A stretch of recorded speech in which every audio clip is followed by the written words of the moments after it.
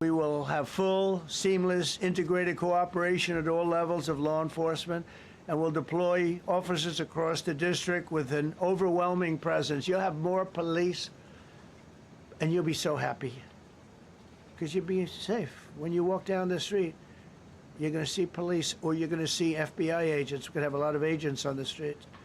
You're going to have a lot of essentially military, and we will bring in the military if it's needed, by the way. We're going to have National Guard. But Pete Hegseth will tell you about it. We will bring in the military if needed. People say, oh, that's so terrible. He's going to bring in, it's been used many times over the years. I don't think we'll need it. I think we've got so many great people, including the people that are in the police department with proper leadership. They'll immediately begin massive enforcement operations targeting known gangs, drug dealers, and criminal networks to get them the hell off the street, maybe get them out of the country, because a lot of them came into our country illegally. They shouldn't have been allowed in. They come from Venezuela. They come from all over the world. We're going to get them the hell out. They won't be here long. But some of these people, a lot of them, are homegrown criminals. And these are bad people. These are rough people. And this is just a list of some of the people that were given to me today that were criminals removed from the D.C. streets this weekend. They were rough and tough. But we're rougher and tougher. Look at these people here. Nothing, you know. They're not going to be your local school teacher. Look at this guy. He has killed people numerous times. They're not going to be an asset. They will never be an asset to society. I don't care. I know we all want to say, oh, they're going to be rehabbed. It's not going to be rehabbed. I'm going to ask Doug Burgum to come up and say a couple of words because he's in charge, as you know. He's Interior, but he's in charge of the U.S.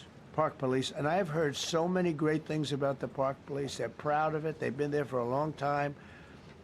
Their families oftentimes grow into the roles. They love the country. They love this area. So, Doug, could you say a few words, please?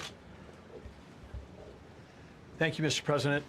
On behalf of the U.S. Park Police, this is the oldest federal police force in the nation. They were formed in 1791 by none other than President George Washington. They've got the awesome responsibility of protecting our nation's most sacred monuments.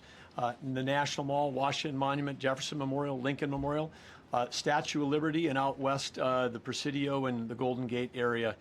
These folks have tens of millions of visitors a year, the kind of people that President Trump's talking about that come from around the country and around the world to see our sacred and learn about our history and our sacred monuments. They've been doing a fantastic job, but they are so pleased, the rank and file, that President Trump is now allowing them to enforce the law. As those of you that live in the city may know, that the circles and the triangle parks that are spread throughout D.C. are actually federal park property. So the U.S. Park Police also have responsibility for that. These became littered with homeless camps under the Biden administration. All of you saw that. Since President Trump's executive order on March 27th, making D.C. safe and beautiful again, the U.S. Park Police have removed over 70 homeless camps. And President Trump also talked about beautification. They're stopping and enforcing the laws against graffiti on our monuments. They've removed over 80 specific attacks against our history with graffiti on our monuments. So they continue to do a great job, whether it's in their vehicles, on foot, or on the mounted police that you see around the National Mall